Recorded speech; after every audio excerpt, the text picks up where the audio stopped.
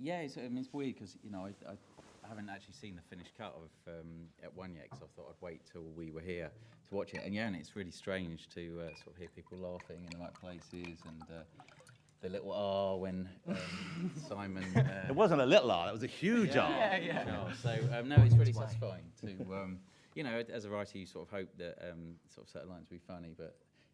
Because my wife refuses to watch anything with me now, because I sit there, just don't watch the screen. I watch her to see if she's laughing in the right places and reacting the right way. And so, So you don't enjoy it. You can't enjoy it, I guess, in the same way that we could. I don't know whether you can, Tom, but certainly, do you relax? Can you see what we see in it, or are you more concerned about have I hit those right beats?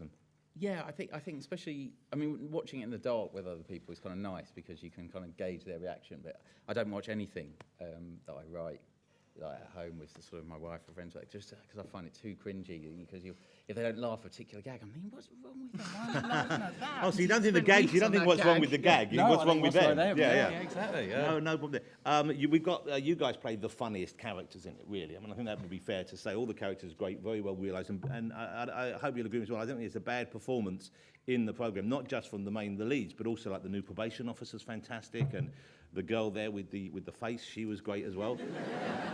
And she was great. She's just up there. Well, she's got a great face. Well done. Do you guys? You must relish having the funny lines to play. But how do you pitch it without an audience, without knowing what's going on? How do you know? For example, the faces. You do a few faces there. Oh, it's just me, innit? I don't know. You just tend to try and make it as natural as possible and relating to friends, really, and watching people like Kelly on telly, not copying or anything, but just looking at and analysing and then making it into your own, really. So yeah. Sometimes I'll ask Lauren to deliver a line again, and it's just the way she says it, just has such a particular intonation, and you just realise that's how it is, and you just think, well, you've always got the line in your head, you've always sort of translated. All I do is translate it into my head and expect sort of how the actor's going to say it. You translate it into Kelly in advance. Yeah, which is a tricky place to be, but then you just say it in such a particular way, and that's the strength of the character. I think that's why everyone loves you as a character, because you are so particular. And when you're playing, because your character has been through some of the biggest changes, I guess, and we were teased with your power all the way through the first one. But you are doing here there's quite a lot of drama, and romance is probably the wrong word, but there's a kind of connection between the two of you. Yeah. But also there's a lot of stuff which has to be quite broad and quite funny that way. How do you shift gears of that? Where does that come from in terms of knowing what to do in the performance? I think it's Tom and the other directors who basically navigate us through that, because a lot of it can be played for gags. But I think the thing about the comedy of it, especially Misfits, is it has to be very much grounded in reality, so that everything is real and the audience have to be right there with you and actually believe your reaction and believe everything that's going on. So everything has to come from a very real place, and I think that was, constantly, Tom's full-time job for me, because I'd be constantly flailing and limbs flying everywhere, basically. And you go, no, just take it down. let's make this one real for a change, all right? And it was Tom's task to keep me somewhat grounded, because I would spin off the planet a lot of the time. I don't know if you remember, but in one of the casting sessions, the improvisations, I asked you to invent your own power. And you came up with the delightful one of being able to pull your own scrotum over your head. So I thought that could be our boy. That was constant planning outside the audition room. That was another one, yeah. That's in the Christmas special, isn't it? The whole slogan thing. There is a Christmas special, by the way, as well. I don't know if everyone knows that. So there's six in this series. And then a Christmas special that goes out, I think, I don't think Channel 4 has given us a date yet, but it's 2 or 3 days near before Christmas, probably, yeah. 23rd or Christmas Day. I don't think it's been Christmas Day.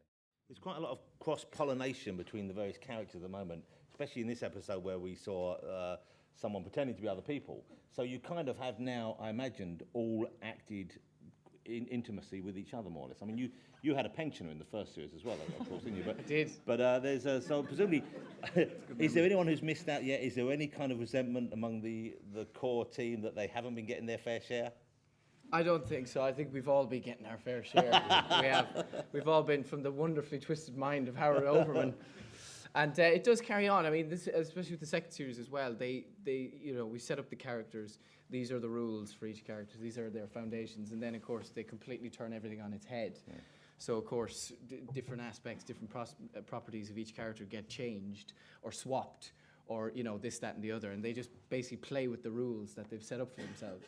And it's just wildly fun and sometimes shameful because it goes out on national television. Yeah. Howard, to what extent has the performances or have the actors shaped or informed the writing now that you're moving ahead into the second series? I mean, because presumably now when you're writing them, you know it's Lauren, you know it's you know it's Antonio, you know it's Nathan, so you know the people, the actors. Yeah, I mean, we had, you know, as a writer, usually when you sort of, you know, start casting, you end up sort of disappointed with one or two of the characters. And I have to say, on this series, they've sort of nailed it.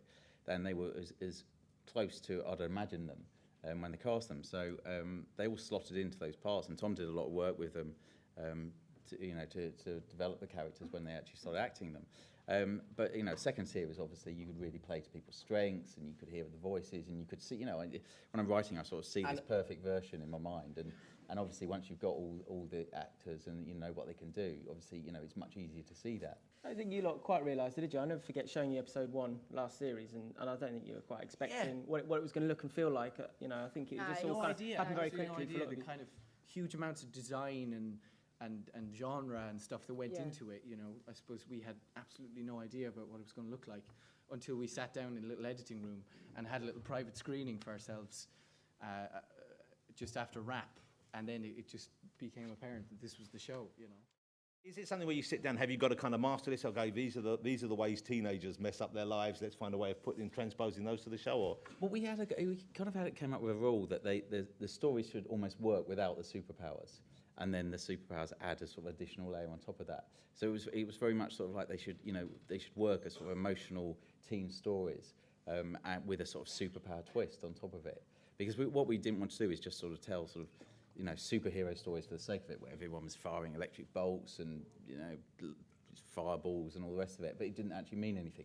So we had this rule that obviously everyone's superpower has to relate to their character and their emotion and what they were feeling when the storm struck. And I think that helps sort of ground stories and make them feel more real. And probably sort of, even though the sort of crazy situations they get into, it does sort of, you know, people often say, it's the most actually crazy I've ever seen, but I actually believe it, and I believe it's happening, and that's partly what Tom achieved and the other directors achieved in the realism, but it's also very much to sort of make sure there was sort of an emotional core underpinning all the stories.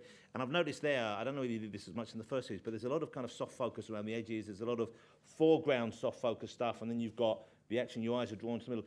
That seems to be, I'm hoping that's deliberate. I'm hoping that isn't just a really shitty camera. Well, our cinematographer says something's always sharp in Misfits. It's not always the right thing. But it was something I worked to try and create a really cinematic look for the show. It was one of the first things I did when I came on board. You know, the plot and the writing was so inventive and so imaginative and cinematic in its construction that I really wanted to just take the visuals, you know, that much further and create an atmosphere for the whole show to exist in, because it changes sort of tonally and through genre constantly, like line by line almost. So you're in a horror film, you're in a screwball comedy the next moment. So it's you kind of, you know, you need to be able to adapt, but you also need an atmosphere to believe in and a world to believe in. And so, you know, I wanted to take anything away that made it feel video and try and make it feel as filmic as possible. So we shot on a lot of long lenses, and we use these particular lenses called slant lenses. And our cinematographer, Chris Ross, who's absolutely, you know, fundamental in that look as well, and a bit of a genius, you know.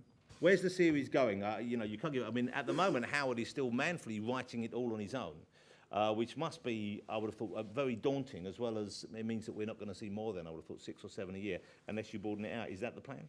Yeah, we tried using a couple of writers on the first series, but it didn't really work out. And so I ended up writing... Tried to do what? Yeah. Try to use some other writers. Is that going to be hard for you, though, to let your baby go in that way? Because they're going to have to come up to scratch with you. And yeah, I mean, I'd love other people to come on and write them, basically, because writing a whole series on your own is just too much work. And so yeah, we're sort of looking at other writers, and you pitched me a good idea earlier. Yeah, I did. And kind of hoping you're going to come on and do it, but. Well, no, you're just using me to get them a wife. We all know that. Actually, we did approach her first. Yeah.